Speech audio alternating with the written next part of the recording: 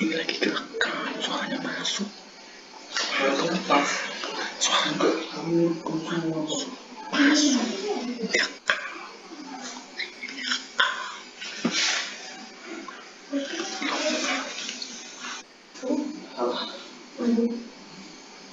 Monggo bisa dimulai, dibuka dulu.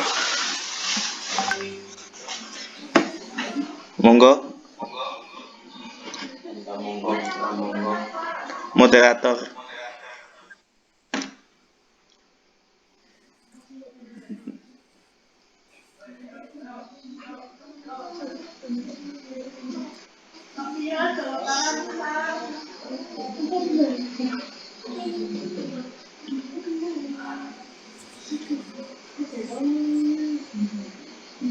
Siapa? Moderatornya siapa?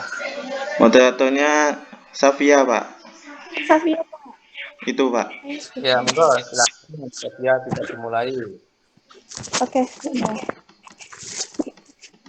Bismillahirrahmanirrahim. Assalamualaikum warahmatullahi wabarakatuh. Waalaikumsalam. Waalaikumsalam warahmatullahi wabarakatuh. Langsung mulai aja ya.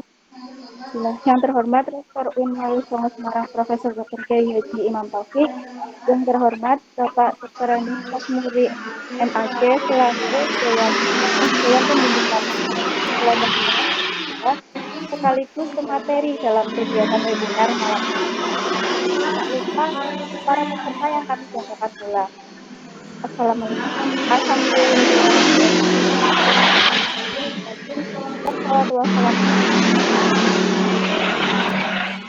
Marilah kita panjatkan puja dan puji syukur kehadirat Allah Subhanahu wa Ta'ala yang telah melimpahkan rahmat dan karunia-Nya kepada kita semua sehingga kita dapat berkumpul dalam majelis yang insya Allah bermanfaat ini. Salawat serta salam tak lupa kami aturkan kepada Nabi Agung Muhammad Shallallahu Alaihi Wasallam sehingga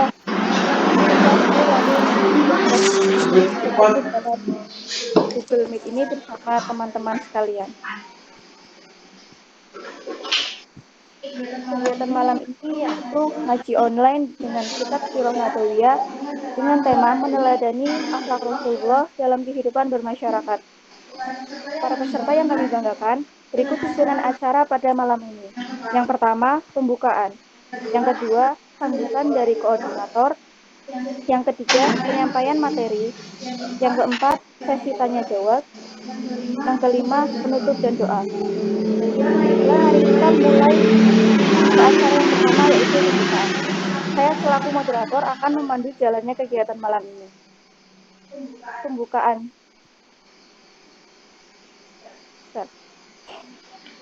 Marilah kita buka pembukaan malam ini dengan bersama-sama membaca basmalah. Bismillahirrahmanirrahim. Acara yang kedua yakni sambutan dari koordinator kelompok 114 kepada saudara Mas Irfan. Waktu dan tempat kami persilahkan. Baik, terima kasih. Assalamualaikum warahmatullahi wabarakatuh. Waalaikumsalam. Waalaikumsalam warahmatullahi wabarakatuh. Alhamdulillahirabbil alamin. Wassalatu wassalamu ala asrofil anbiya'i wal mursalin Sayyidina Muhammadin wa ala alihi wa ashabihi asma'in. Yang terhormat Bapak DPL KKN kelompok 114, Bapak Kasmuri MAG. Yang terhormat teman-teman anggota kelompok 114 dan para partisipan yang telah meluangkan waktunya untuk mengikuti kegiatan acara ngaji online pada malam hari ini. Alhamdulillah, kita panjatkan puja dan puji syukur kepada Allah Subhanahu wa Ta'ala karena pada malam hari ini kita dapat bisa berkumpul di acara ngaji online yang dilaksanakan melalui Google Meet.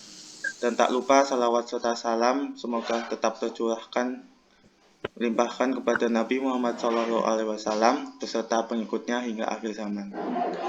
Sebelumnya, saya mengucapkan terima kasih banyak kepada pemateri yang berkenan menjadi pemateri dalam acara ngaji online ini. Dan terima kasih kepada partisipan yang telah menyempatkan waktunya untuk mengikuti ngaji online pada malam ini. Dan harapan saya setelah mengikuti ngaji online ini kita dapat meneladani akhlak Rasulullah SAW dalam kehidupan bermasyarakat.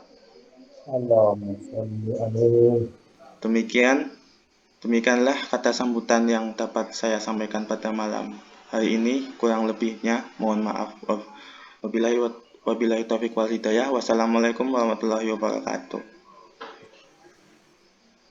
Waalaikumsalam warahmatullahi wabarakatuh. Acara selanjutnya yaitu penyampaian materi. Sebelum penyampaian materi, izinkan saya membacakan CV dari Bapak Kasmuri. Nama Kasmuri Hafizullah, tanggal lahir Semarang 22 Agustus 1966, pendidikan S1 Akidah Filsafat Usuluddin, S2 Studi Islam Tasawuf. Beliau merupakan dosen Fakultas Dakwah dan Komunikasi. Baiklah, mari kita memasuki materi yang akan disampaikan oleh Bapak Kasmuri. Waktu dan tempat saya persilakan. Monggo Bapak. Ya, terima kasih. Assalamualaikum warahmatullahi wabarakatuh. Waalaikumsalam warahmatullahi wabarakatuh. Ya, dimunculkan semua biar kelihatan. Nah, kameranya dibuka semua.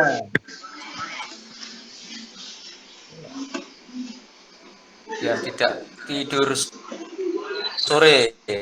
Sorenya malam Jumat nih ya. Jadi coba kameranya dibuka semua. Ini malam Jumat, nah, apa nih? Mat lagi ya. Baiklah, ya kita mulai dengan baca hamdalah, alhamdulillahirabbil alamin. Wassalatu wassalamu ala asyrafil anbiya'i wal mursalin sayyidina Muhammadin wa alihi wa sahbihi ajmain. Rabbi syrah li sadri wa yassir li amri wahlul 'uqdatam min lisani yafqahu qawli, amma ba'd. Saudara-saudara, anak-anakku, peserta apa ini? Webinar ya? Webinar apa ngaji ya? Ngaji online. Ya, biasanya ngaji itu pakai kitab. Ini ngajinya hanya beberapa menit, kitabnya halamannya sampai 600 ya. Ya kalau dibacakan kitabnya malah nggak tekan ya. Ngajinya hanya beberapa menit, kitabnya Sirah Nabawiyah itu halamannya sekitar 600-an. Jadi kalau dibacakan satu persatu sampai semalam suntuk mungkin juga nggak sampai. Tapi baiklah, kita mengacu ya kepada Sirah Nabawiyah, di mana kita sebagai umat Islam kita tidak bisa ya, tidak bisa lepas untuk bisa menjadikan Nabi kita Muhammad Shallallahu Alaihi Wasallam sebagai suri tauladan. Ya, maksudnya adalah ya, kita bagaimana bisa meneladani Rasul kalau kita tidak punya Rasul. Kira-kira di antara kalian yang sudah ngambil mata kuliah Sirah Nabawiyah, sudah ngambil semua? Sirah Nabawiyah. Jangan-jangan ada yang tidak mengambil. Jangan-jangan memang di fakultas nggak ada mata kuliah Sirah Nabawiyah. Ada nggak? Ada. Ada yang tidak ada mata kuliah Sirah Nabawiyah? Nggak ada, Pak. Mbak Safi? Halo Pak, itu pas semester 3 kalau nggak salah ada mata kuliah Sirah Nabawiyah Pak. Oh ya, artinya supaya kita bisa meneladani Rasul ya setidak-tidaknya kita mengenal ya sosok pribadi seorang Rasul, seorang Nabi. Kalau kita ingin bisa meneladani ya kepribadian seorang Nabi yang menjadi pemimpin umat manusia, ya tentu kita harus bisa memahami atau mengetahui sirah perjalanan hidup sang Nabi yang menjadi panutan kita semua. Jadi kita berterima kasih kepada para pendahulu kita bersyukur kepada Allah ya, kita yang jauh dari Nabi, terpaut waktu hampir 1400-an tahun, tapi toh kita masih bisa mengenal dan bisa berusaha untuk bisa mengikuti jejak perjalanan Nabi Muhammad Shallallahu Alaihi Wasallam. Masalah ini merupakan upaya ya, Nabi adalah sosok seorang manusia ya, dari sisi fisik biologis ya, Nabi adalah seorang manusia yang lahir dari pasangan suami istri, Bapak Abdullah, Ibu Siti Aminah, dari silsilah nenek moyang, kakek buyut, tangga dan seterusnya. Nabi Muhammad Shallallahu Alaihi Wasallam itu dari silsilah yang artinya dari sisi akidah, dari sisi sosial adalah hasil pernikahan resmi dari bapak ibu mbah. Artinya apa? Nenek moyang Nabi adalah orang-orang yang terjaga martabatnya, terjaga kepribadiannya, tidak terjerumus pada perilaku yang bisa menodai ya, yang bisa menodai nilai-nilai kemanusiaan. Ya, satu di antara yang bisa menodai nilai-nilai kemanusiaan adalah model kumpul kebo. Ya, kumpul kebo tahu? Ya, kumpul sebagaimana layaknya suami istri, tapi belum diikat oleh satu pernikahan resmi, ya, pernikahan yang dibenarkan oleh agama. Nah, ini jadi kalau ada kumpul kebo dan nanti anaknya bagaimana, atau hasil dari perzinahan, itu kan nanti anaknya, keturunannya nanti kan kepada siapa? Karena dalam Islam nasab itu kan ditentukan setelah adanya akad nikah. Jadi ada angkah tukar, zawaj tukar, itulah yang akan bisa menjadikan anak itu bernasab kepada bapaknya, dan bapaknya betul-betul menjadi bapak yang bertanggung jawab di dunia maupun di akhirat. Jadi dari sisi itu Nabi adalah orang yang baik, yang suci dari noda-noda sosial. Kemudian berikutnya coba kita telusuri lagi, ya, dari silsilahnya, termasuk dari kalangan orang-orang yang bisa menjaga diri. Ya, kemudian coba kita perhatikan setelah Nabi dilahirkan atau bahkan menjelang dilahirkan Nabi, ya, seakan-akan alam atau dunia itu suram. Mengapa dikatakan suram?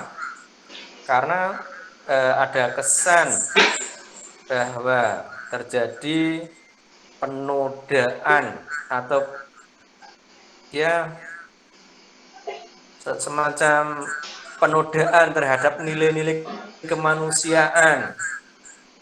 Ya, coba kita telusuri. Ya, saat itu di Jazirah Arab, ya, yang terkenal adalah jazirah di mana penghormatan kepada manusia ditentukan oleh kekuatan fisik, ya, kemanusiaan di beredeli, ya, dirampas karena yang dianggap, ya, yang benar, yang baik, yang mulia adalah mereka yang memiliki kekuasaan secara fisik. Nah ini, jadi kekuatan fisik itu menjadi pertanda mulianya seseorang. Sehingga dalam pandangan orang-orang Arab saat itu memiliki anak perempuan itu dianggap sebagai sebuah aib, ya kan? Iya, Pak. Kenapa dikatakan aib bagi keluarga? Ya, perlu ditelusuri, ternyata karena dianggap wanita itu secara fisik lemah. Ya, karena lemah dianggap tidak berdaya pada saat, ya, terjadi peperangan, perebutan kekuasaan, perebutan pengaruh. Jadi masyarakat saat itu memandang karena wanita lemah dan tidak memiliki daya, sehingga, ya, melihat atau membunuh atau bahkan mengubur anak perempuan hidup-hidup itu tidak dianggap sebagai bentuk pelanggaran, ya, tidak dianggap sebagai bentuk pelanggaran. Mengapa itu terjadi? Karena pandangan masyarakat saat itu memandang bahwa kemuliaan adalah ditentukan oleh kekuatan fisik. Semakin seseorang memiliki kekuatan secara fisik, dia memiliki kedudukan yang mulia dengan masyarakat. Jadi hukum berlaku bagi yang kuat, bukan yang menguasai. Itu. Jadi kemudian kehadiran Nabi Muhammad SAW di tengah-tengah dunia juga sangat sangat terjadi apa ya, kalau boleh dikatakan ada kejadian yang luar biasa. Ya, ada peristiwa yang dikenal dengan istilah perang apa itu? Ada Bangkit. pasukan dari yang dipimpin oleh Rohan, kemudian berusaha untuk menghancurkan Ka'bah karena dianggap Ka'bah itu sebagai simbol kekuatan orang-orang yang beragama Islam, dengan harapan Abrahah bisa mempengaruhi manusia supaya pandangannya tidak ke Ka'bah tapi kepada bangunan yang telah dibuat oleh Abrahah. Makanya Allah Subhanahu wa taala, karena Ka'bah itu bukan milik siapa-siapa, tetapi Ka'bah adalah milik Allah, maka yang menjaga Ka'bah adalah Allah. Jadi karena Ka'bah itu milik Allah, maka yang menjaga Ka'bah adalah Allah. Sehingga pada saat Ka'bah akan dihancurkan, maka yang menghalang-halangi, menjaga adalah Allah Subhanahu. Ini dari sisi peristiwa yang terjadi pada saat menjelang kelahiran Nabi kita Muhammad Shallallahu Alaihi Wasallam, belum lahir. Tapi kemudian kita perhatikan lagi, ya, Nabi kita Muhammad Shallallahu Alaihi Wasallam lahir dalam kondisi tidak yatim, lahir sudah dalam kondisi yatim, artinya bapaknya sudah meninggal saat beliau lahir di dunia. Nanti kita bisa telusuri apa rahasia, ya, apa rahasia Allah Subhanahu wa taala ingin menjadikan sosok seorang yang paling mulia di muka bumi ini saat lahir ya, bahkan belum mengenal siapa bapaknya. Nah, ini nanti bisa dijadikan sebagai apa ya? Ya, pelajaran, bisa meneladani. Kemudian lahir itu pun juga tidak serta-merta di bawah asuhan ibunya secara penuh, karena memang tradisi di Arab saat itu ya, seorang anak yang dilahirkan kebanyakan tidak disusui ibunya sendiri, tetapi disusukan oleh orang lain yang kebetulan adalah orang-orang Duso yang udaranya masih segar, orang pegunungan. Ya, ini kebetulan ada di antara orang-orang Duso yang memang kerjaannya itu menawarkan anak untuk menyusui anaknya, ya, untuk menyusui anak yang baru dilahirkan. Maka Nabi Muhammad pun ya dalam usia yang masih bayi di bawah asuhan disusui oleh Halimatus Sa'diyah,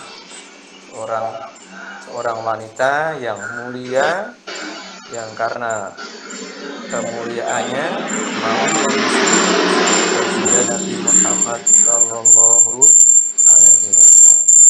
Jadi memang sejak kecil Nabi tidak langsung di bawah asuhan bapaknya, tidak langsung di bawah asuhan ibunya, ya. Baru berapa tahun, 4 tahun dikembalikan kepada ibunya. ya, di bawah asuhan ibunya tidak bertahan lama, ya. Setelah di bawah asuhan ibunya beberapa tahun saja, kebetulan Nabi diajak ziarah ke Madinah, di mana bapaknya Abdullah itu dimakamkan. Di saat itulah Nabi kita Muhammad Shallallahu Alaihi Wasallam ditinggal, ya, ditinggal ibunya. Jadi kita bisa bayangkan umur 6 tahun sudah ditinggal ibunya, kemudian bapaknya sudah tiada sebelum beliau lahir.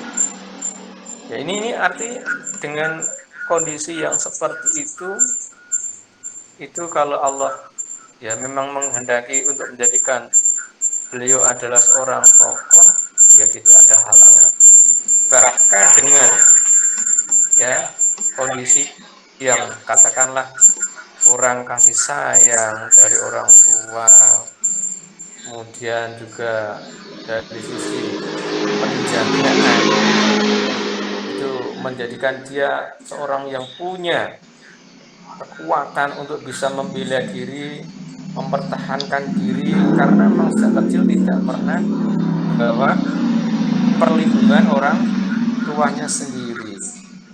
Jadi dengan adanya kejadian-kejadian seperti itu bisa kita ambil kita ambil suri tauladan bahwa semakin kita dibiarkan tidak terlalu dibentengi orang tua, itu sebenarnya adalah pelajaran supaya bisa hidup mandiri, bisa kuat, ya, bisa kuat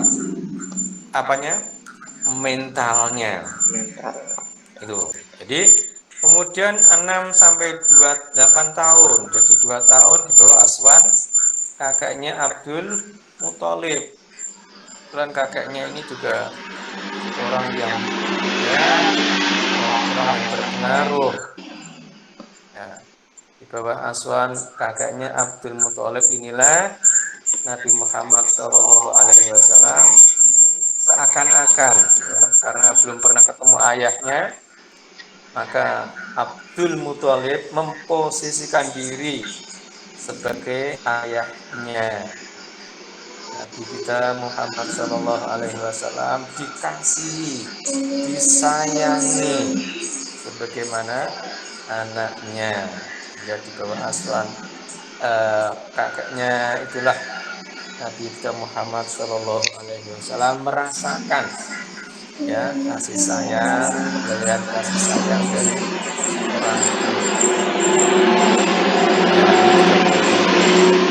Ya, kadang-kadang kasih sayang seorang kakek terhadap cucunya itu kadang-kadang melebihi kasih sayang dari seorang ayah kepada anaknya. Ya, rata-rata kan seperti itu. Nanti putu kadang-kadang baik itu loh, sayang kepada putunya, ya, sehingga kadang-kadang semuanya dicurahkan untuk cucunya.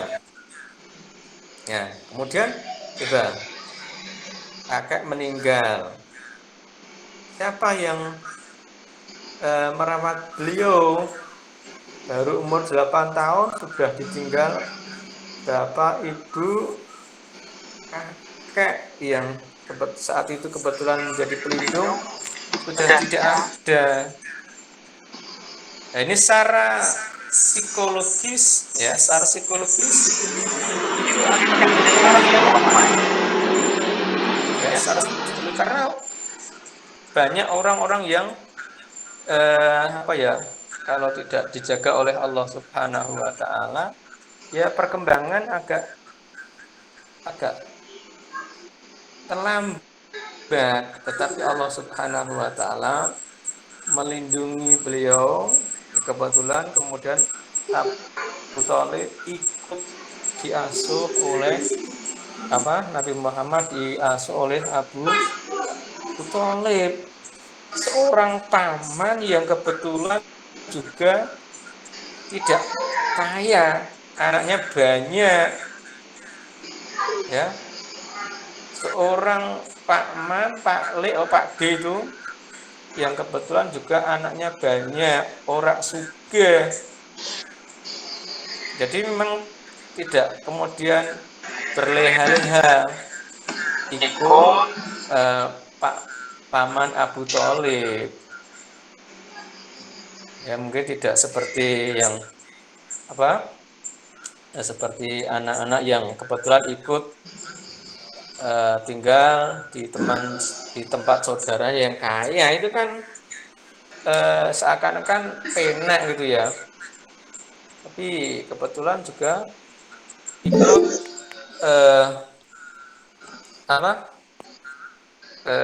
bekerja membantu memenuhi kebutuhan dari paman.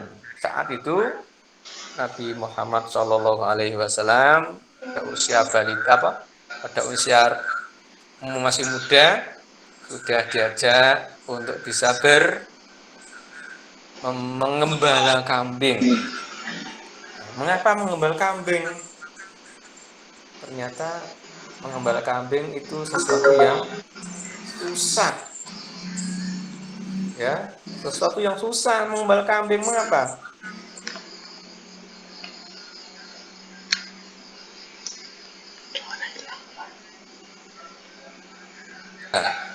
Ya, bahwa Allah Subhanahu wa taala ingin mempersiapkan sosok seorang pemimpin pertama kali harus berhadapan dengan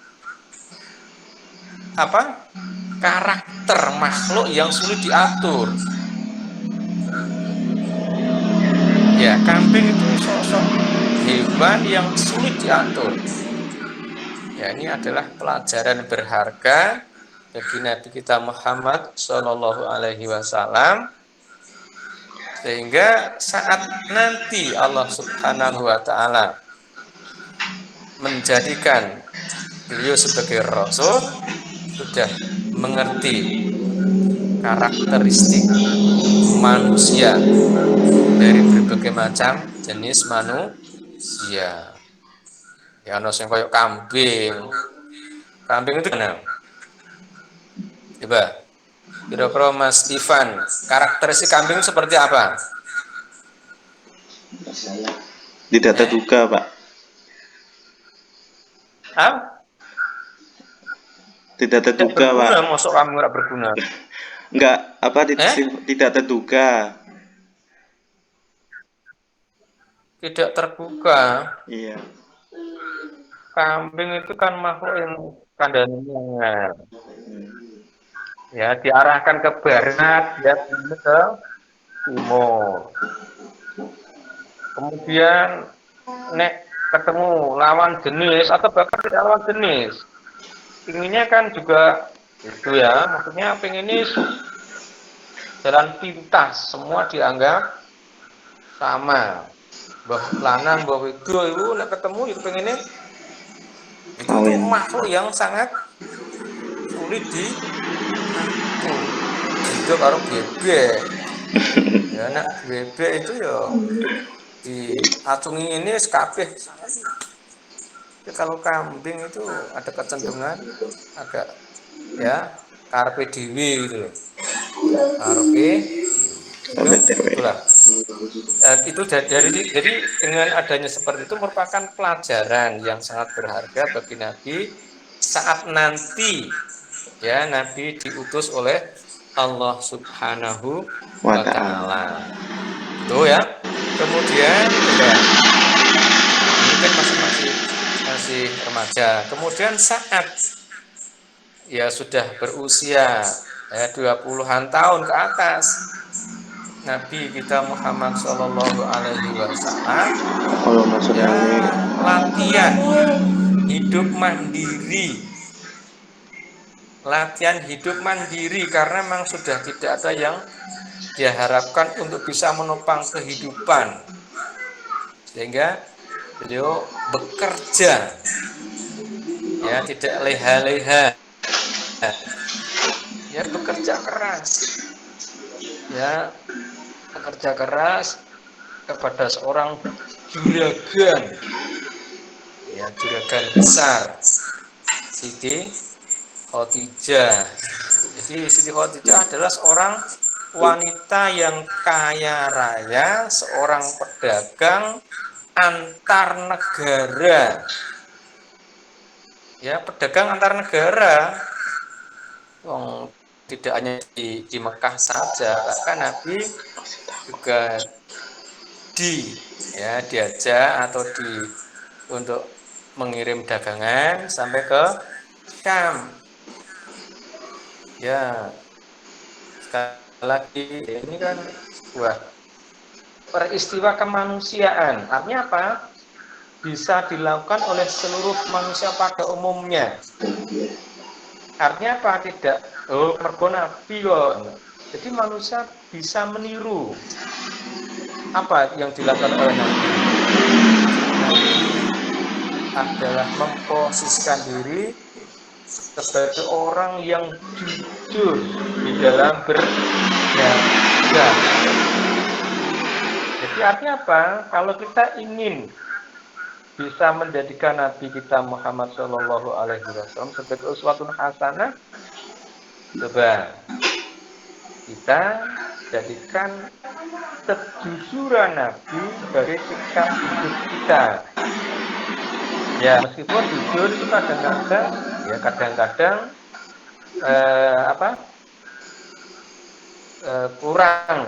kurang menyenangkan.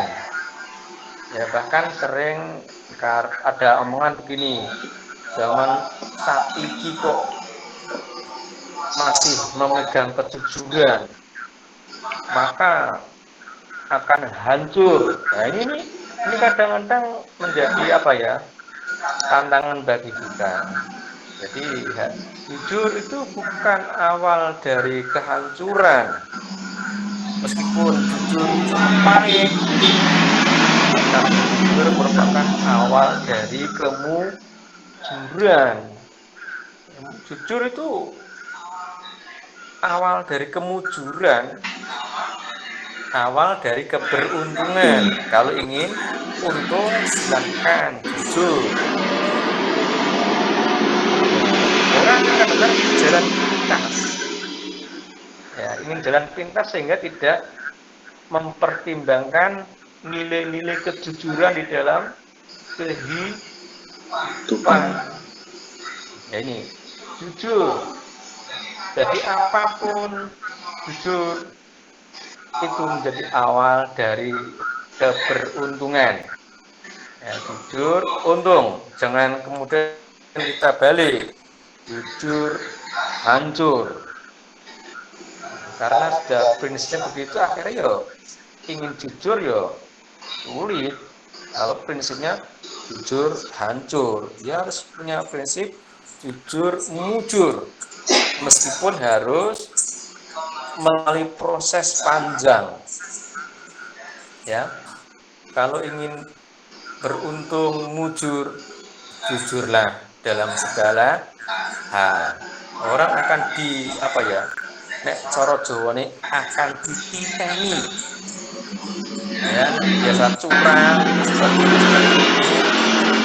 ya, kerja di tempat orang kok curang, ya di samping nanti tidak tahan lama, ya pasti suatu ketika akan ketahuan. Tapi kalau jujur itu juragan yang akan menilai, ya sekarang ini memang ada semacam krisis kejujuran. Ya, ada krisis kejujuran, jujur dianggap barang yang aneh, padahal jujur itu merupakan modal dasar dan orang bisa memperoleh kemujuran, bisa mujur, bisa beruntung kalau punya modal jujur. Ingin beruntung, jujurlah. Nah, ini satu ya. Kemudian etos kerja. Ya, ada jujur tapi juga harus etos kerja yang tinggi. Ya, etos kerja itu sangat penting untuk menopang kehidupan Nabi kita Muhammad Shallallahu Alaihi Wasallam. Selagi masih muda, itu etos kerjanya sangat tinggi, ya, dari sisi apa, ya, kerja ya, katakanlah kerjanya ya dianggap istilahnya ya profesional, sangat menghargai waktu, ya, menghargai waktu, ya, jadi kemudian menjaga menjaga kepercayaan. Nah, menjaga kepercayaan itu penting karena suatu ketika kalau orang itu sudah melihat seseorang sudah tidak bisa dipercaya, kita akan mengalami kesulitan sendiri. Ya, etos kerja yang tinggi, kemudian bisa menjaga kepercayaan, itu merupakan modal. Jadi kita melihat dari sisi kemanusiaan apa? Ini bisa dilakukan oleh seluruh umat manusia. Jujur itu bisa, ya. Etos kerja yang tinggi itu bisa dilakukan oleh setiap manusia, bukan mergone nabi, enggak. Ya, jadi itu yang perlu diperhatikan. Etos kerja yang tinggi, jujur, dapat dipercaya, dan sekali ini juga yang penting adalah mau menyampaikan kebenaran.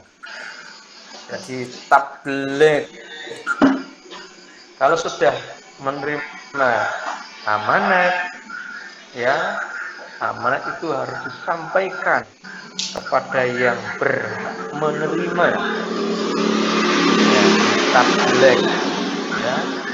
Tabligh itu artinya apa? Kita sudah mendapatkan amanah kepercayaan dari orang lain, ya kita harus bisa menyampaikan amanah itu kepada yang berhak. Nabi mendapatkan wahyu, ya tidak ada yang disembunyikan oleh Nabi. Nabi menyampaikan apa yang diterima kepada umatnya. Jadi tidak mergo nanti menguntungkan umatnya, kemudian disembunyikan. Bahkan Nabi itu sangat perhatian terhadap umatnya. Ya, Nabi sangat perhatian terhadap umatnya. Dan sangat prihatin kalau suatu ketika umatnya dalam keadaan menderita. Kalau menderita, biar saya yang dulu yang menderita. Kalau senang, biar umat saya yang lebih dahulu senang. Nah, ini sosok seseorang yang diidolakan untuk menjadi pemimpin adalah orang yang pada saat susah dia akan berada di garda paling depan. Tapi pada saat senang, biar rakyatnya, umatnya yang berada di garda depan. Ini sosok seorang pemimpin yang seyogianya, ya, kalau kita ingin yang itu atau menjadikan Rasul sebagai uswatun hasanah, ya, pada suatu nanti kita jadi pemimpin, posisikan diri kita ya seperti halnya Nabi. Orang oleh bagiane lebih dulu disik-disikan, tapi pada saat ada masalah lari. Nah, ini bukan akhlak yang dicontohkan oleh baginda Rasulullah Muhammad SAW. Pada saat senang, biar umatnya yang lebih dahulu merasakan kesenangan. Nek merasakan menderita, biar saya yang lebih dahulu merasakan penderitaan. Perang Nabi juga memimpin pasukan. Ya, orang nek perang mundur, singkon perang anak buah, sementara beliau lari enggak. Pada saat perang Nabi juga orang yang menjadi panglima perang. Jadi artinya mereka Nabi berada di garda depan di dalam peperangan. Setiap Nabi orang manusia bisa. Jadi intinya bagaimana kita komitmen kita untuk menjadikan Rasul sebagai suri teladan karena Nabi adalah sosok manusia yang bisa dijadikan sebagai panutan. Bukan kemudian kita posisikan Nabi itu orang suci yang tidak bisa ditiru oleh kita, enggak. Nabi itu manusia yang bisa kita contoh. Ya kalau Nabi berkata kan laqad kana lakum fi rasulillahi uswatun hasanah. Ya. Kita manusia bisa menjadikan Nabi sebagai uswatun hasanah dari sisi manusia karena menjadi privasi atau khusus bagi seorang nabi. Tapi pada umumnya karena ya tentu kita semuanya kalau ada usaha, ada niat, ya ada jalan untuk bisa meniru, ya meniru perilaku Nabi kita Muhammad Sallallahu Alaihi Wasallam. Jadi ada hal-hal yang bisa kita ambil pelajaran dari apa yang menjadi perilaku Nabi kita Muhammad Sallallahu Alaihi Wasallam. Baik sebagai pelajar, sebagai anak di dalam keluarga, sebagai teman di dalam pergaulan, ya dari semua segi lah Nabi adalah seseorang yang bisa ya dijadikan sebagai uswatun hasanah. Ya mungkin anak-anak sekarang atau kalangan milenial ya karena mungkin minim ya pengetahuan tentang apa beliau, minim pengenalan tentang beliau sehingga ya yang menjadi idola itu bukan lagi Nabi tapi seringkali anak-anak milenial menjadikan artis sebagai uswatun hasanah mereka. Nah ini kan jadi masalah kalau artis dijadikan sebagai uswatun hasanah. Ya seperti itulah nanti ya yang ditiru artis. Padahal kita adalah umatnya Nabi. Kita nggak kenal Nabi, nggak tahu akhlak Nabi. Kita kenalnya uswatun hasanah. Bagaimana bisa mengenal atau menjadikan beliau sebagai uswatun hasanah? Ngerti ini di Persik. Nah, beda lagi kan? Taunya di Persik, kemudian apa? Nah, sebilang para artis juga orang-orang yang kebanyakan ya bermasalah. Kalau kita ingin selamat dunia akhirat, ya monggo kita berusaha menjadikan Rasul sebagai uswatun hasanah meskipun ya kita harus berjuang. Menjadi orang baik itu memang butuh perjuangan. Dan bahkan kalau kita nggak berjuang, tidak bisa kelihatan kalau kita ingin menjadi orang baik. Ya mungkin seperti itu ya. Sampai jam berapa nanti kita? Ya, Sofia, jam 11 apa jam 12?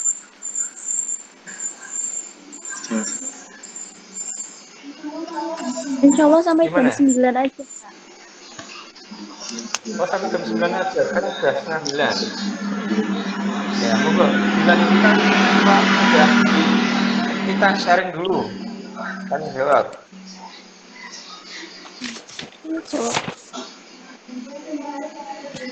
Baiklah, terima Gimana? kasih kepada Bapak Kasmiri atas materi yang disampaikan.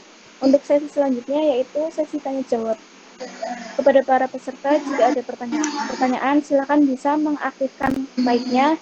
Dan bagi yang kesulitan terhadap sinyal, bisa juga melalui chat dengan menyebutkan nama. Ya, monggo, silakan.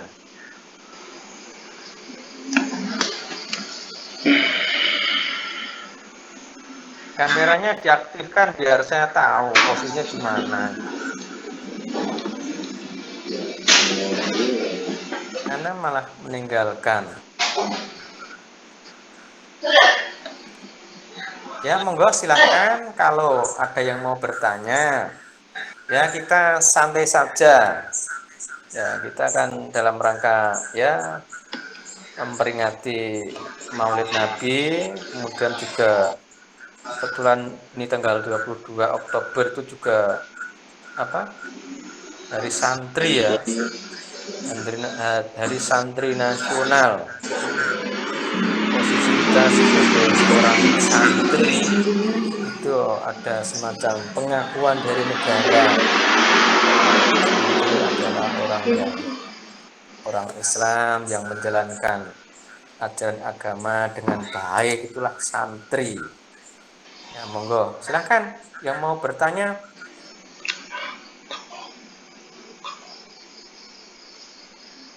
Monggo.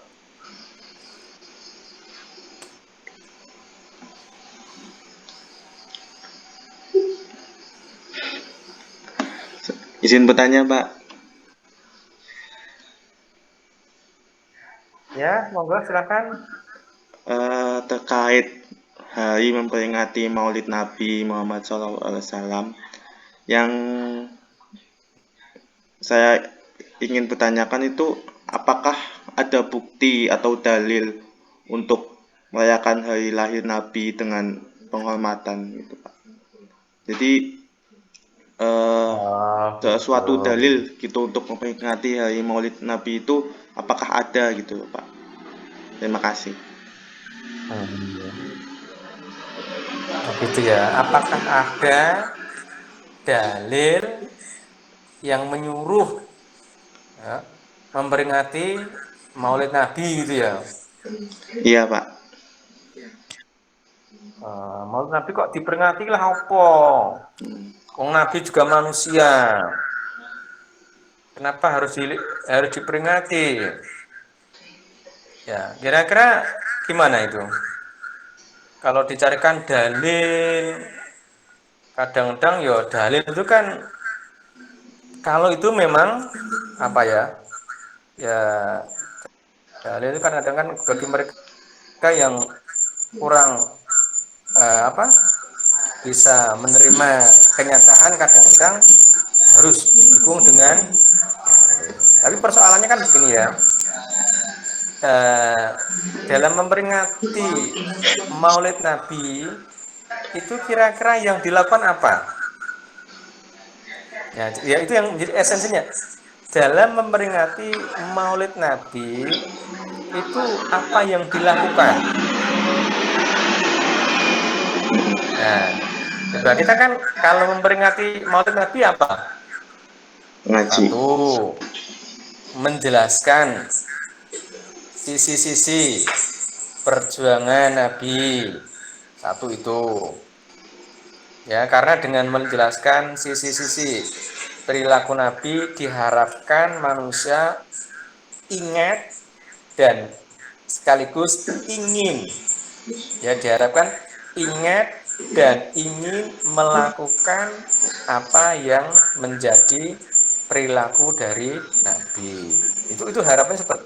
Jadi kalau misalnya nggak ada apa peringatan Maulid Nabi, ya bisa jadi dalam sisi yang lain syiar Islam itu kurang.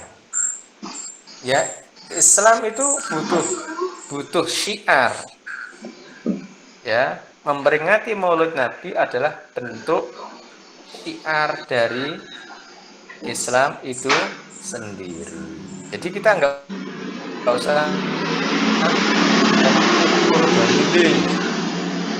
Ya kalau mencari dalil dong, Nabi itu kan nggak orang yang egois dan Engko peringatan aku yo. Enggak. Tapi orang yang merasa berterima kasih ya atas perjuangan beliau itu akan menang ya perjuangan beliau ya. Karena Nabi itu orang yang dari awal sampai akhir itu sudah dikenal baiknya, maka kemudian diperingati lahirnya. Karena dari awal sampai meninggal itu sudah dikenal baiknya. Tetapi pada umumnya manusia itu kan yang diperingati bukan lahirnya. Ya, diperingati hari wafatnya atau yang dikenal istilah haul. Karena belum tahu perjalanan hidup dari seseorang itu. Tapi kalau Nabi memang sudah dari awal sudah begitu kelihatan ya baiknya, sehingga untuk mengingat dan juga untuk selalu sisi-sisi yang ada pada diri Nabi bisa diteladani, ya kita peringati. Bukan kemudian dalilnya ora usah peringatan Nabi. Misalnya nggak ada peringatan Nabi, ada nggak kegiatan-kegiatan semacam pengajian, ada nggak? Ya kadang-kadang kan nggak ada. Nah, ini kan salah satu bentuk ya satu penghormatan terhadap Nabi, kemudian juga untuk mengingat ya namanya peringatan itu kan memperingati supaya kita ingat kita adalah umatnya tauladan di dalam kehidupan. Nah, untuk bisa menjadi tauladan kan kita menceritakan perjalanan hidup seorang nabi, menceritakan sejarah perjuangan Nabi. Ya, Nabi itu di dalam berjuang ya tidak selalu ya mendapatkan kemenangan. Itu artinya apa? Nabi aja bisa bahkan pernah kalah di dalam peperangan.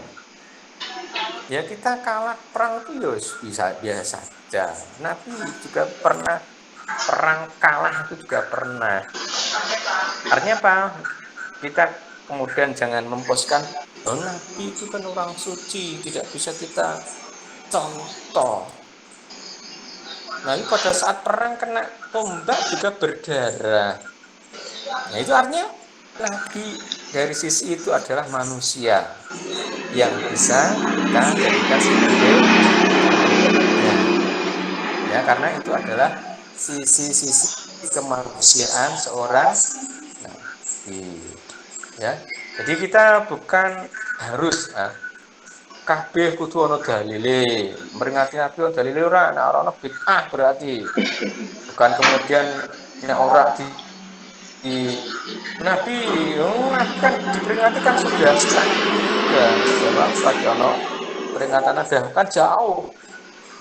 Ya, kan jauh setelah Nabi wafat, pada saat pada saat manusia ya tidak ada gregetnya ya di dalam berjuang untuk membangkitkan greget ya supaya manusia itu ada semangat, maka tadi kelahiran Nabi diperingati. Jadi bukan peringatan Nabi bukan dilakukan oleh Nabi wagu. Nabi kok memperingati hari lahirnya sendiri, ngongkon meringati malah wagu. Jadi Nabi adalah orang yang bijaksana, tidak ingin dirinya dipuja-puja tapi orang yang merasa berterima kasih masuk orang oleh. Ya, gitu ya. Jadi peringati Nabi adalah salah satu bentuk bersyukur kepada Allah, berterima kasih atas perjuangan Nabi, sehingga kita meskipun tadi saya katakan jarak jauh dari sisi tempat juga jauh, waktu juga jauh, tapi kita bisa mengenal pribadi seorang nabi itu karena ada peringatan. Ya, gitu Mas ya Ivan ya. Oke, Pak. Monggo, selain Mas Ivan, Yang lain. monggo Mbak Safia, apa Mbak Alimiah, apa Mbak Niswati. Dimunculkan kameranya biar nggak kelihatan kalau baru zikir ya. Monggo silahkan, ini yang bisa sharing, bisa ini kan forum santai lah, forum begini. Ya ono sing ngantuk barang ora apa-apa. Tapi kita ngantuk iki lho. Monggo, ini yang masuk. Monggo Mas Rubahi. Perkenalkan, namaku Mas Rubai dari jurusan Tasawuf Psikoterapi. Jadi Oh nanti ya. Pak, itu kan kemarin tuh baru sempat viral mengenai tentang peringatan Maulid Nabi. Salah satunya itu pokoknya di Indonesia sendiri lah Pak, di lingkup negara kita. Itu ada yang berjoget tentang TikTok itu loh Pak. Mana? Ya itu pernah ngerti soal yang lagi viral itu loh, pokoknya di medsos tuh banyak yang salah satunya mengincar dari para netizen, terutama itu golongan kayak umat Islam yang pemuda-pemuda gitu Pak. Itu yang joget pun itu masih muda, masih kecil-kecil kalau nggak salah. Nah itu menurut Bapak itu gimana cara menangani agar pemuda kita itu terutama di Indonesia sendiri ketika memperingati Maulid Nabi itu biar apa Pak ya, istilahnya tuh akhlaknya itu bisa mengambil cerita ladanya gitu Pak. Terima kasih. Iya, betul begini memang betul. Ya kan itu ada ini ya. Pada umumnya manusia itu kayak memperingati Nabi. Tapi kadang-kadang kan makna memperingati itu seperti apa? Ya, kadang-kadang hanya modelnya perayaan. Padahal seharusnya kan bukan perayaan ya. Itu kan namanya kan memperingati Maulid Nabi, bukan merayakan Maulid Nabi. Jadi beda. Jadi seharusnya ya kaitannya dengan Maulid Nabi itu diperingati. Namanya memperingati ya tadi kita bisa melihat sisi-sisi perjalanan seorang nabi, bagaimana akhlaknya, ya, bagaimana peran beliau di dalam perjuangan, bagaimana beliau sebagai suami,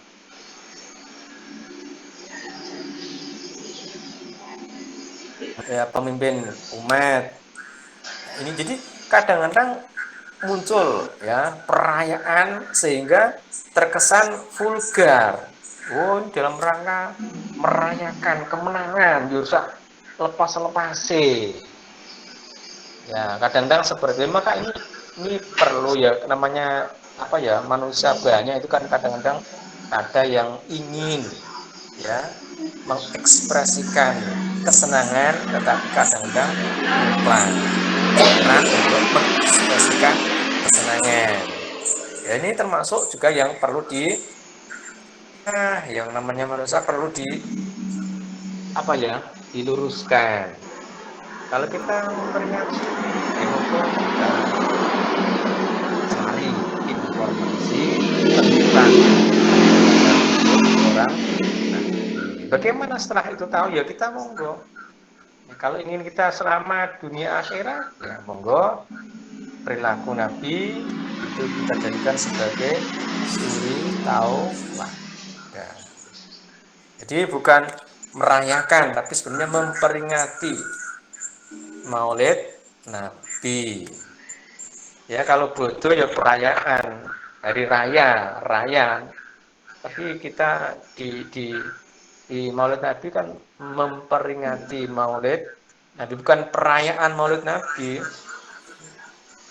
Ya, perayaan. Kayak perayaan kan ada kesan merdeka.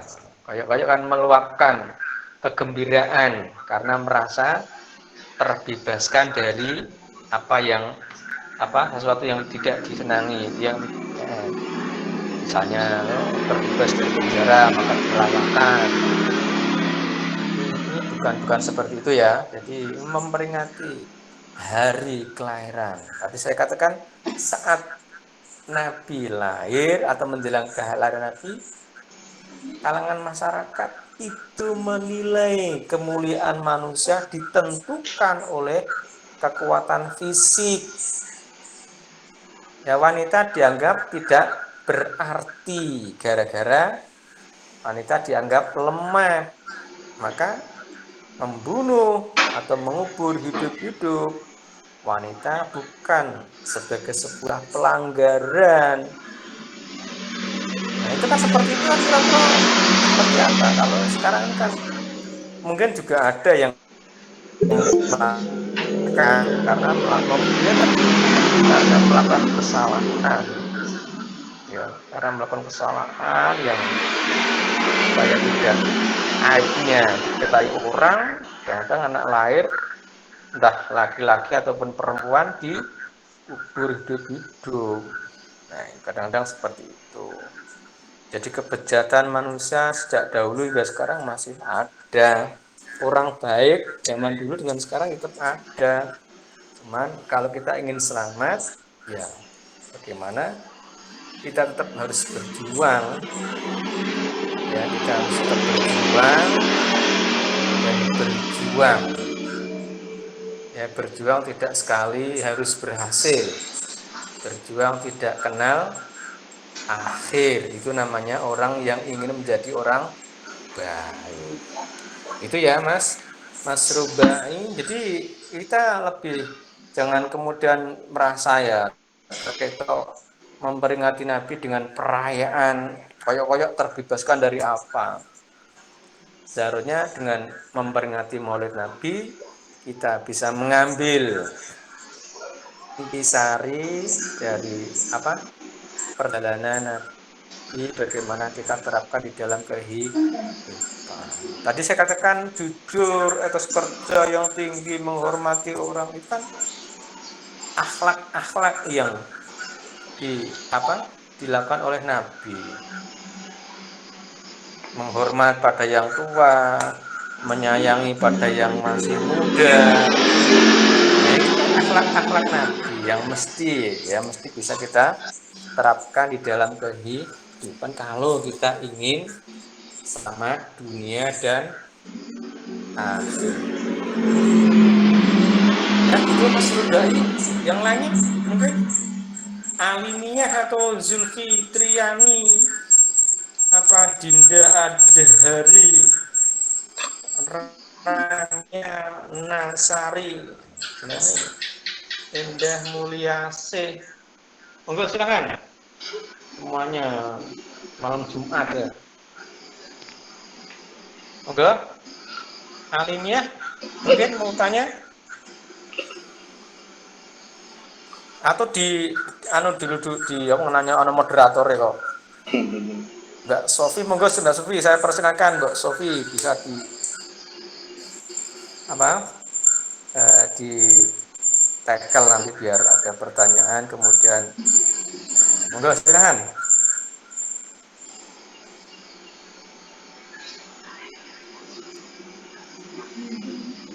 Silakan Endah Mulia, cuma ngintip aja.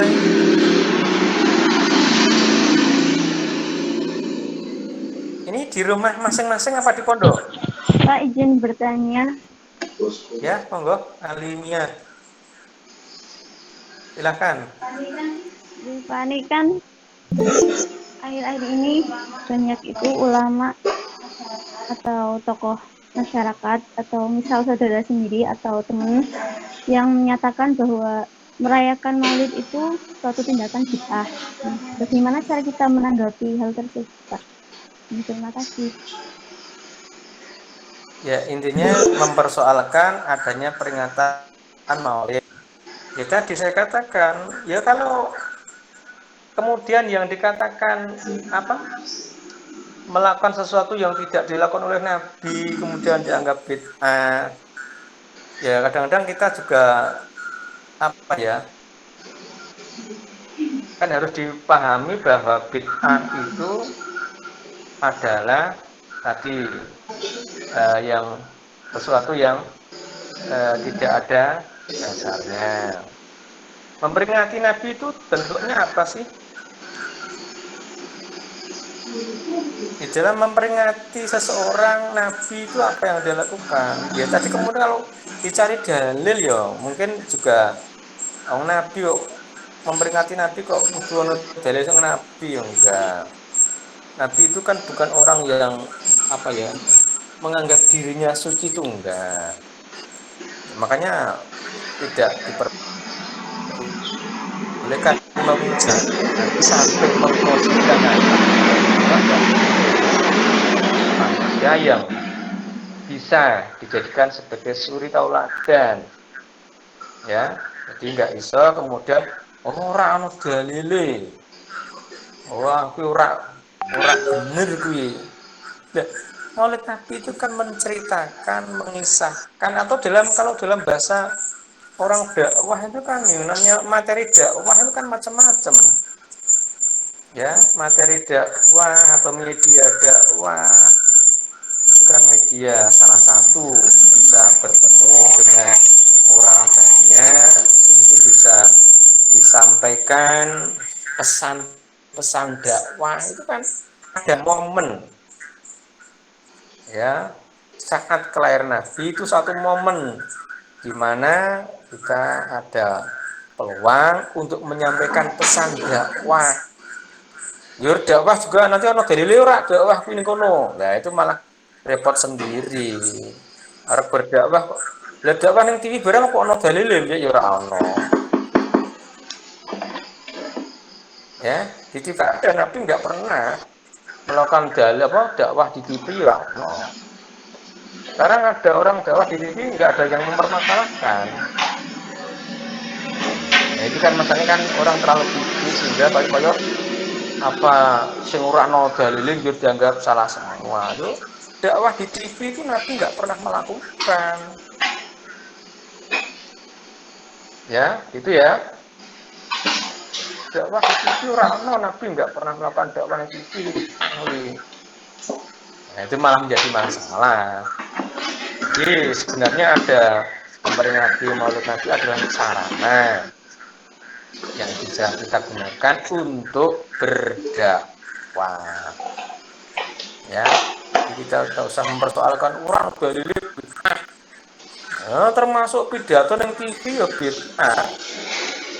Termasuk ini juga bid'ah ini. Yang Nabi nggak pernah melakukan melalui Zoom juga nggak ada. Nah, ini jadi kita harus bisa lebih arif lah. Tujuannya jelas bisa memperkenalkan ya ajaran Nabi, kemudian bisa kita ambil pelajaran dari berbagai macam kegiatan yang dilakukan dalam rangka memperingati Maulid gitu ya. Jadi enggak kemudian kita mempersoalkan dalil ora. Nah, masalah yang ngaji ning TV ora ana dalil tapi ya enggak ana sing mempermasalahkan. Ya gitu Mas atau Mbak Alimia? Mungkin Pak. Ya. Monggo, siapa lagi?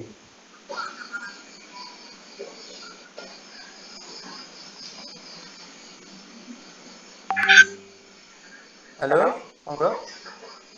Aulia Muniratun.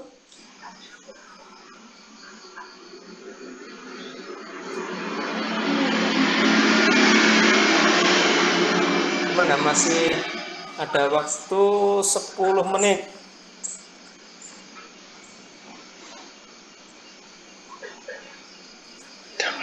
Monggo, silakan.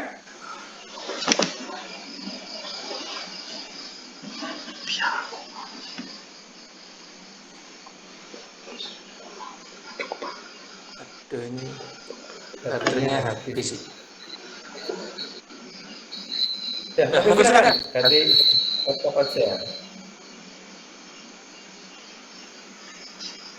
Monggo silakan. Assalamualaikum Pak. Perkenalkan, nama saya Rohania Nasari dari jurusan Akidah Filsafat. Yang saya tanyakan itu kenapa kita memperingati hari lahirnya bukan hari wafatnya, Pak? Terima kasih. Oh ya, mengapa kok tidak memperingati wafatnya, tapi yang diperingati lahirnya? Ya, tapi saya katakan, kebanyakan orang memperingati hari wafatnya yang kita kenal dengan istilah Maut.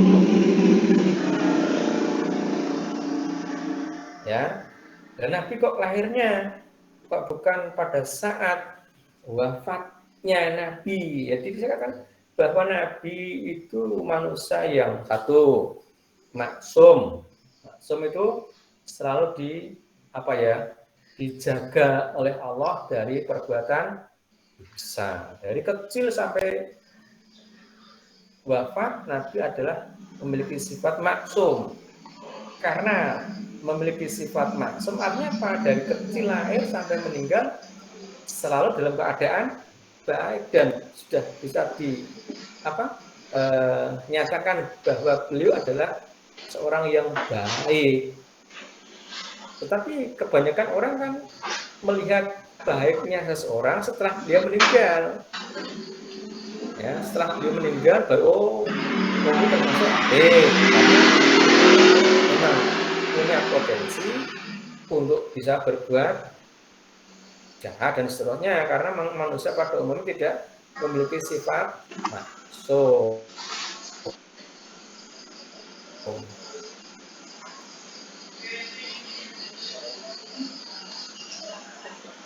Pada dosa, sementara manusia pada umumnya ya sangat mudah sekali untuk berbuat dosa, sehingga orang akan melihat nanti di akhir hayatnya seperti apa. Sampai akhir hayatnya baik ya, akan dikatakan orang baik. Jadi kalau di akhir hayatnya pas kebetulan nggak baik, ya bisa jadi tidak ada orang yang mau menganggap kebaikan dia. Kan kalau Nabi jelas dari awal hingga akhir adalah orang yang dikenal baik, sehingga memperingati juga sejak lahirnya sudah berani. Oh, ini wong apik. Tapi kalau manusia pada umumnya jojo di akhir hayatnya dia adalah menjadi orang yang ahli maksiat. Hingga ini mati ini gitu diperingati baik. Bisa melihat kebaikannya setelah sudah tidak berdaya lagi. Oh, masih berdaya, ada kemungkinan orang itu berbuat tidak baik setelah dipuja-puja, diperingati lalu di akhir hayatnya ternyata pemabuk, penjudi dan seterusnya lah, gitu lagi kan. Itu ya. Kalau Nabi awal, akhir semuanya beres, sehingga memperingati.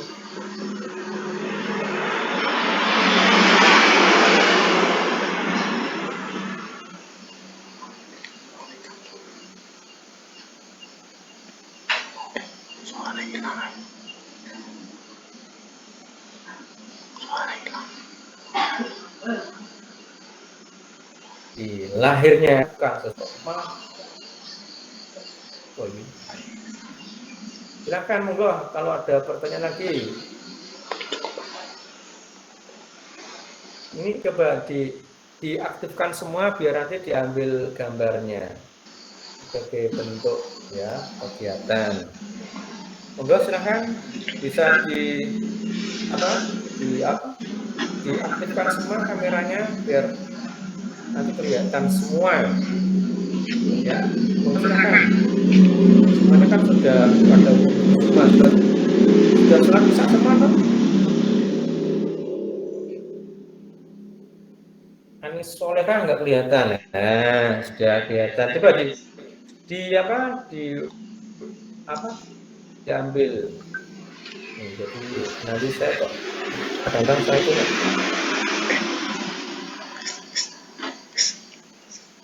ngambil salah itu sebenarnya. Ya. Kontrol C, kontrol. Yang lain on cam ya, saya screenshot. Monggo silahkan kalau ada yang mau bertanya lagi foto nih. Jadi kalau Aulia kalau sudah meninggalkan foto sih, dinyalakan dulu kameranya biar. Nah, yang lain Iswandi ya sudah ya. Ya. Berarti kalau meninggalkan masih ada Pak. Sudah meninggalkan. Ya bisa dia sebagai bentuk kegiatan. Enggak ada pertanyaan lagi, silakan.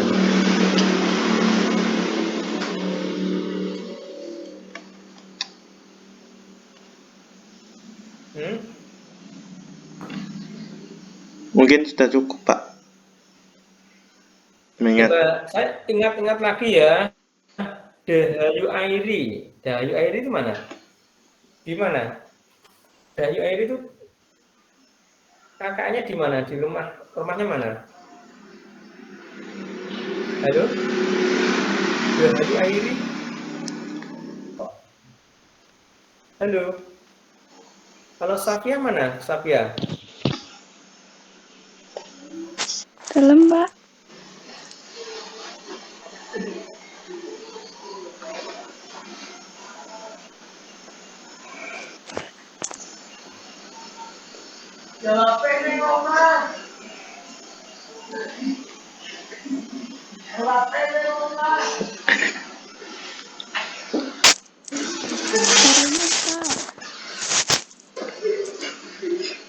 Kamu kakaknya di mana? Sofia? Ya, di rumah.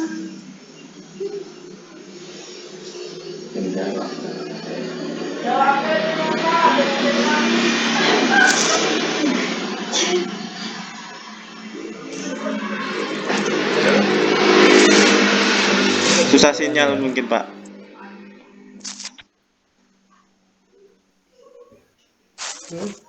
Di rumah Pak, di Brebes Pak. Gimana? Ya mungkin persoalan. Gimana? Sudah dianggap cukup atau masih dilanjut? Cukup Pak. Cukup Pak. Pak.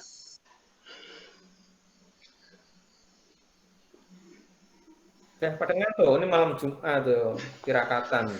Ya banyak-banyak berdoa, baca sholawat, apalagi ya kita saat ini dalam ya suasana memperingati Maulid Nabi. Ya kita inginlah mendapatkan syafaat adalah memperbanyak membaca sholawat.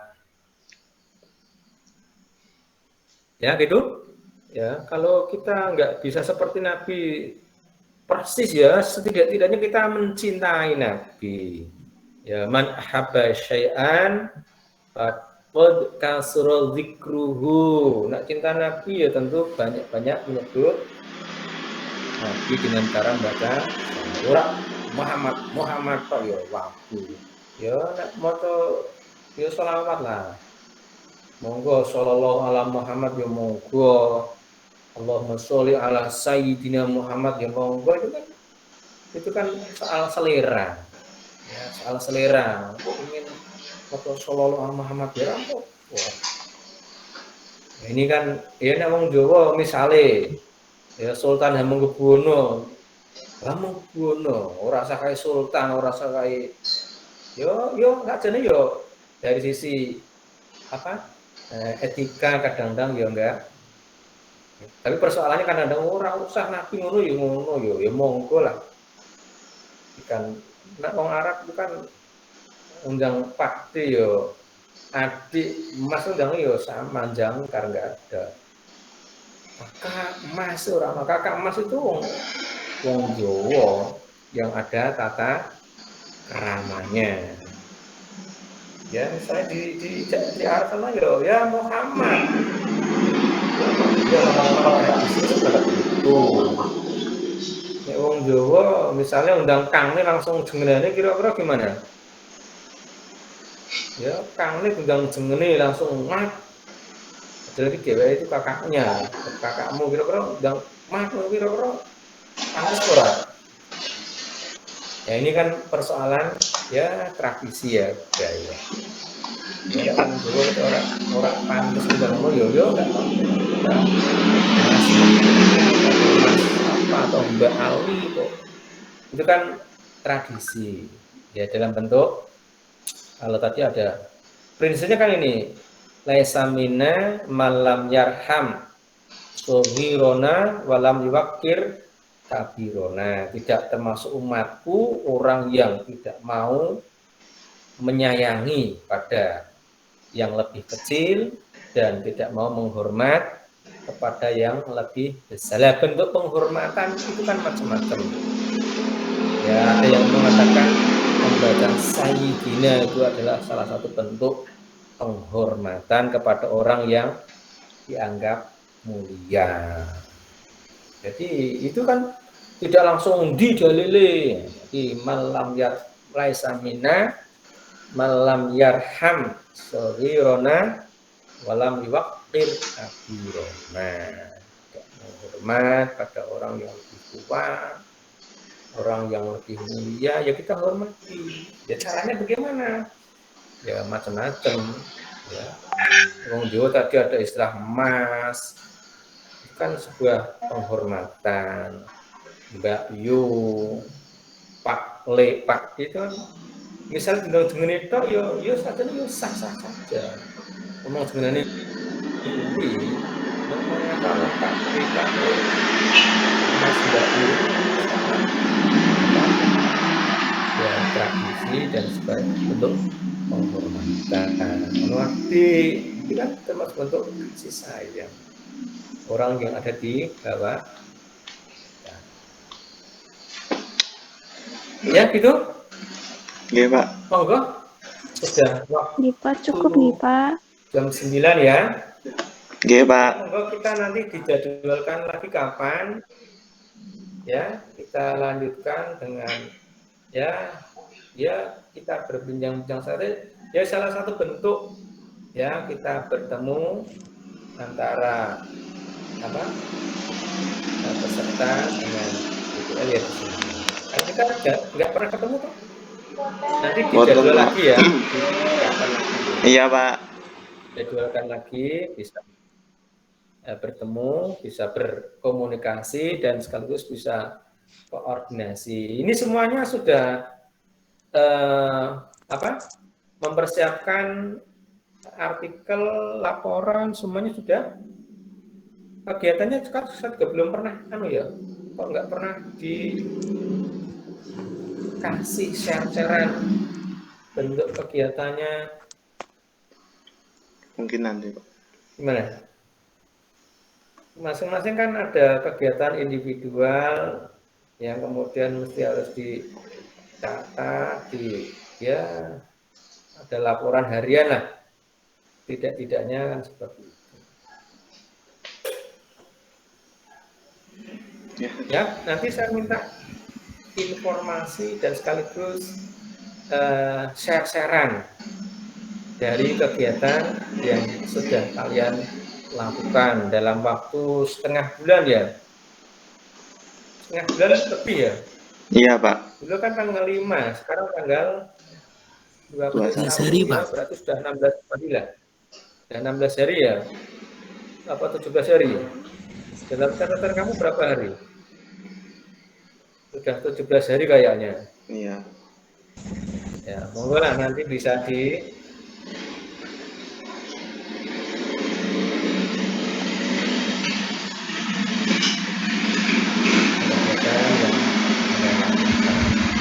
gitu ya. Itu Mas atau enggak? Kalau sudah dirasa cukup, monggo bisa ditutup. Monggo tadi yang membuka acara siapa? Sofia. Iya Pak, tadi sinyalnya susah Pak. Ditutup. Terima kasih kepada para penanya dan ini untuk sesi terakhir kita ke acara penutup. Marilah kita tutup acara ini dengan bersama-sama membaca hamdalah. Alhamdulillahirobbilalamin. Alhamdulillahirobbilalamin. Terima kasih kepada Bapak dan juga peserta yang sudah hadir dalam majelis ini. Mohon maaf atas segala kesalahan dan kehilafan. Semoga apa yang kita dapat pada malam ini bermanfaat untuk masa depan. Akhir kata, wabillahi taufiq wal hidayah. Wassalamualaikum warahmatullahi wabarakatuh. Waalaikumsalam warahmatullahi wabarakatuh. Ya. Waalaikumsalam warahmatullahi wabarakatuh. Partisipasi dan ya kesempatan bersama bisa kita lakukan. Mudah-mudahan ada manfaatnya. Kita akhiri bersama-sama dengan berhamdalah. Alhamdulillahirabbil alamin. Warahmatullahi wabarakatuh. Waalaikumsalam warahmatullahi